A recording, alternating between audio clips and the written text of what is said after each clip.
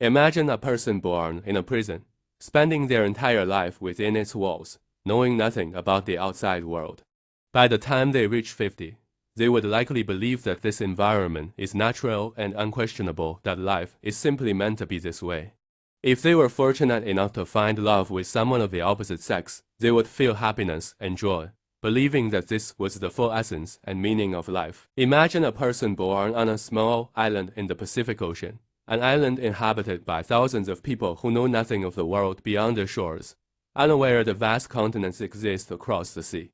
They would be content with their island life, living their days in carefree joy, never entertaining thoughts beyond their island. Their birthplace tells them that everything is as it should be, that this reality is natural and inevitable. Imagine a person born in a small country that experiences only 2 seasons, a dry season and a rainy season. Having never traveled far, they remain ignorant of the climates and landscapes thousands of miles away. Naturally, they would assume that the entire world is just like their homeland where snow never falls, and winter is nothing but a myth.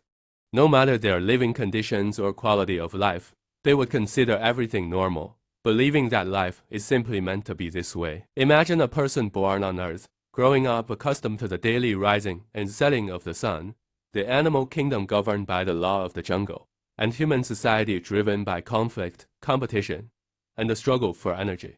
Nations wage wars over land and resources. Though the night sky is filled with countless planets, they remain impossibly distant, forever out of reach.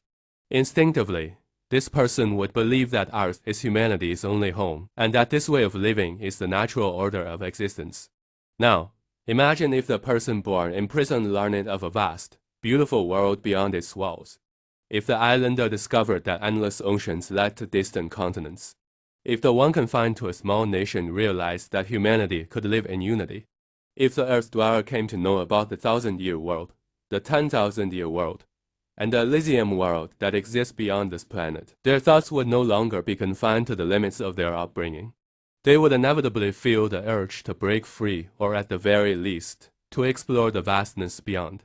They would long to see the world. This phenomenon reveals a profound truth. What we habitually accept often becomes the very chains that shackle our minds. Dear reader, what are the things you habitually accept that may be limiting your imagination, obstructing your path to a better life, and hindering your vision of a bright and magnificent future? A person is born, goes to school, finds a job, gets married, has children, starts a family, watches their grandchildren grow, and then, like their ancestors before them, dies, only to be placed in a coffin and buried beneath the earth. Is this not a tragedy?